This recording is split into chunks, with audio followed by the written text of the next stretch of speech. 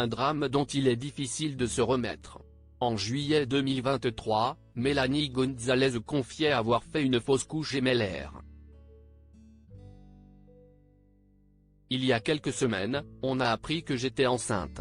On était sur la réserve, car j'avais déjà fait 2 grossesses arrêtées, il y a 9 mois. Il y a quelques jours, j'avais des douleurs au ventre et on a appris qu'il y en avait peut-être 2. Et le lendemain, j'ai appris que j'en avais perdu un. Puis le deuxième, avait-elle confié avec émotion. Mercredi 11 octobre 2023, sur Instagram, la mère de 8 enfants est revenue sur ses fausses couches. Pour ne rien vous cacher, il y a un an, j'ai fait ma première grossesse arrêtée. Depuis un an, j'en ai fait 3. Si est toujours compliqué même si j'ai la chance d'avoir 8 beaux enfants, un mari, une famille, des amis au top, avait-elle confié. Si elle sait qu'elle est chanceuse, Mélanie Gonzalez avait estimé, mais voilà, si est un deuil à faire. Je pense que je dois apprendre à vivre avec ce deuil. Ça va être compliqué. Ce matin, j'avais rendez-vous avec une maman qui est en train de créer une association autour de ce deuil périnatal.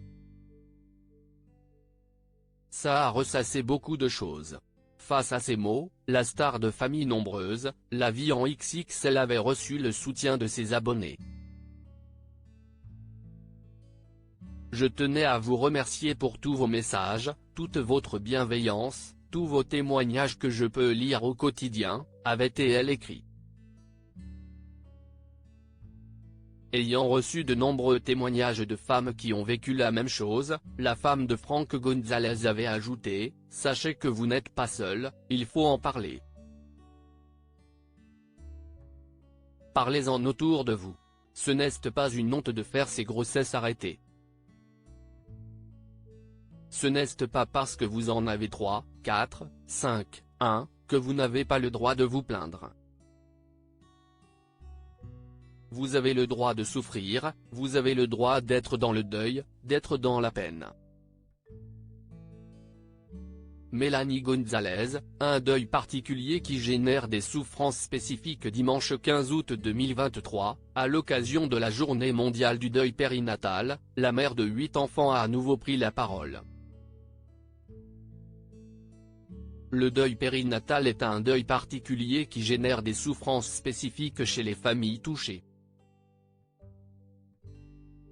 En effet, il n'est souvent pas reconnu pour ce qu'il est réellement par l'entourage proche et moins proche. Les parents rapportent souvent des remarques maladroites, blessantes. Tu en auras d'autres, il faut tourner la page, il faut que tu ailles de l'avant. Des phrases qui restent longtemps gravées dans la mémoire. Une pensée pour toutes les familles. A-t-elle écrit sur Instagram.